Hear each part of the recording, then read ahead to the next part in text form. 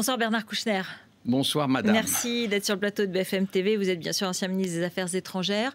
Ce voyage, vous l'applaudissez, vous le saluez, le voyage de François Hollande demain au Mali, ou vous dites « Ouh, ah là là, attention au triomphalisme » ? Oh, bon, il n'a pas l'air triomphant quand même.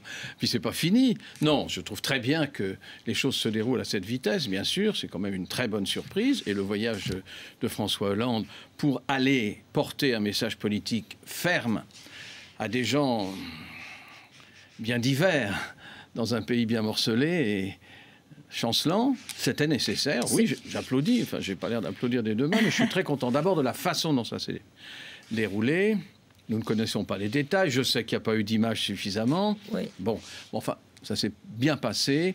Les troupes françaises arrivent aux frontières. Le Nord, pratiquement. Est-ce qu'il faut aller plus loin que Kidal? Est-ce qu'il faut monter? Il faut aller plus loin que Kidal? Il faut aller dans les montagnes? Ça dépend ce qu'on veut faire. Très clairement, il faut que maintenant les Maliens et les forces africaines prennent le relais. Et il faut que nous les appuyions. D'accord. Maintenant, c'est simple à dire, surtout quand on est assis dans un bon fauteuil. Pas terrible, d'ailleurs, celui-là. Enfin, et voilà, c'est facile à dire, il faut le faire. Mais il y a quelque chose, une perspective qui me semble très, très prometteuse, c'est l'arrivée des casques bleus. L'Europe, comme vous l'avez vu, est un peu balbutiante. Elle n'a pas témoigné beaucoup. Oui.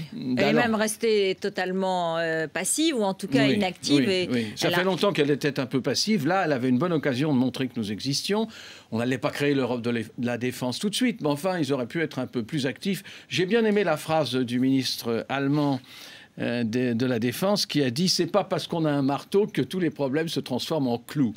Ça fait rire, mais à peine. Oui, mais enfin, c'est une manière de s'excuser et de trouver une excuse pour ne pas agir. Mais parce que nous avions cette réputation perpétuelle d'alimenter la France-Afrique, c'est-à-dire avoir des rapports qui étaient plus ou moins troubles, qui étaient des rapports de corruption, etc.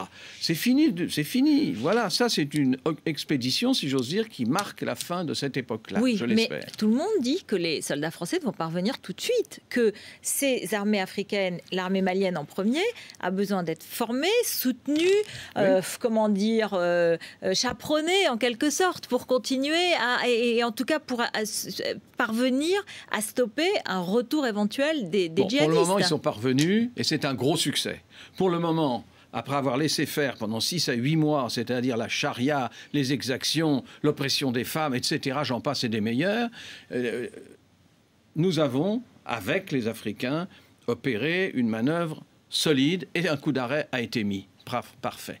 Maintenant, on ne va pas transformer l'Afrique immédiatement.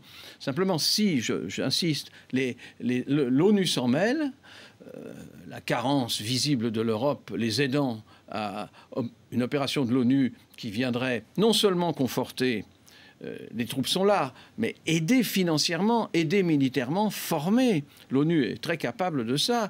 Mais vous savez, il y a eu une très belle opération avec 17 pays européens qui s'était déroulée il y a 3 ans au Tchad pour empêcher que les Janjaouides, ces bandits, ces milices qui venaient enlever et assassiner aux frontières du Darfour, nous l'avons bien fait. Je ne comprends pas pourquoi, là, il y avait une occasion manquée complètement par la diplomatie dite européenne et par l'Europe. Ça, je suis désolé de ça.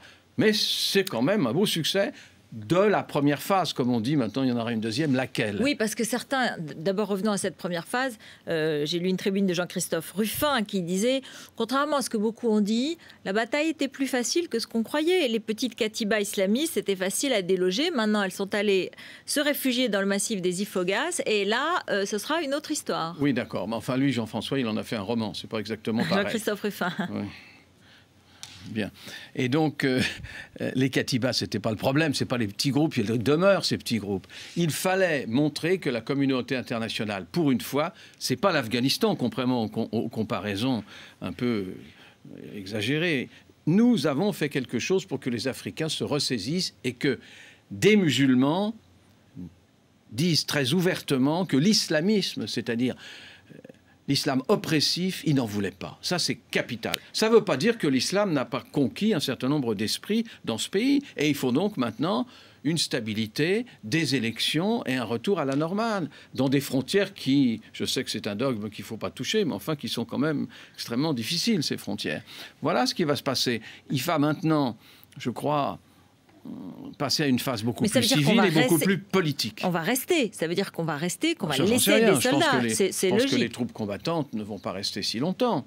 Je pense que du matériel va rester, que nous serons, nous, chargés peut-être par l'ONU, peut-être pas, je n'en sais rien, j'espère par l'ONU, qu'un certain nombre de soldats français resteront, que l'entraînement se fera, que la reprise en charge en main des armées, l'entraînement se fera avec aussi l'aide des Français. Mais les Africains, vous savez, le Nigeria qui vient, ce sont des troupes très aguerries. Le Tchad qui est là avec 2000 soldats, ce sont des troupes très aguerries. Les Nigériens ne sont pas mauvais non plus. Il y a plein de soldats qui seront capables de le faire. L'autre inquiétude, ce sont les exactions, les règlements de compte, la vengeance. C'est vrai que ça fait 9 mois que ces villes sont sous la charia et qu'il y a beaucoup de rancœur dans les populations maliennes et beaucoup de peur chez les Touaregs aujourd'hui. On va être obligé de jouer aussi les casques bleus pour éviter ces affrontements entre populations maliennes. Non, mais il ne faut pas s'étonner qu'après une occupation comme celle-là, qui a été violente, et en particulier l'oppression des femmes, je le répète, il y ait des désirs de vengeance. Alors, comme les armées sont là, transformer les armées en police, c'est quelque chose de très difficile à faire, et en général, ce n'est pas très réussi. Mais nous serons là pour empêcher au maximum que toutes ces revanches puissent se voir le jour. Ça ne peut pas être du jour au lendemain, tout ça. Vous savez, cette guerre a été extrêmement rapide. Maintenant, la paix et la formation de tout un personnel politique qui était désespéré, d'une administration, etc., ou le retour de cette administration et des personnels politiques, ça prendra un certain temps. Vous êtes confiant dans une reconstruction politique, l'organisation d'élections Bien sûr, comme voulez-vous faire? On ne va pas baisser les bras maintenant. Je ne comprends pas ces critiques. La France a fait un geste historique au bon moment. Toute l'Afrique, pas seulement francophone, les autres sont un peu jaloux, mais toute l'Afrique nous remercie. Personne n'élève la voix, sauf le président Morsi, avec le respect que je lui dois à moitié d'ailleurs. Voilà, c'est bien. Bon, maintenant, nous sommes contents. Nous passons à une phase beaucoup plus difficile, mais qui est tout à fait légitime, c'est que les Africains reforment leur rang et prennent leurs responsabilités. Il y a aussi des élections à faire dans un pays qui était au bord d'un affrontement, puisqu'un second coup d'État devait se préparer ou était en préparation à Bamako. Voilà, il y a tout ça à faire, mais pas avec le même dispositif, avec toute une participation, j'espère européenne, mais en tout cas de l'ONU. Comment vous avez trouvé François Hollande comme chef de guerre? Je dirais par rapport à Nicolas Sarkozy, que vous avez vu également. Permettez-moi d'essayer d'esquiver cette question, de ne pas répondre. C'est pas comme ça qu'on compare. Cette décision a été prise, la décision en Libye d'éviter le bombardement et le bain de sang à Benghazi a été prise très vite aussi. Les préparations n'ont pas été les mêmes. Nous aurions peut-être pu, dans ce cas-là, avoir des alliés européens qu'on aurait préparés un peu plus tôt, rêvons. Enfin, écoutez, tout ça, c'est bien. Vous avez rappelé que vous aviez voté pour François Hollande sans aucun état d'âme. Je n'ai pas répété, je l'ai dit pour la première fois parce que je ne tenais pas à faire le malin à titre préventif. Mais vous savez, l'ouverture, ce n'était pas pour me transformer en UMP. Ça, je ne l'ai jamais compris comme ça. D'ailleurs, il y a des gens qui se sont précipités pour dire « mais je garde mes idées de gauche ». Moi, je n'ai pas dit ça tout de suite. On m'a posé la question, je ne sais pas, 1 an après. Bah oui, j'ai dit ce que j'avais fait. J'avais déjà dit, d'ailleurs, je vous signale que je n'ai jamais de ma vie voté à droite. C'est pour ça que j'ai dit que vous l'avez répété.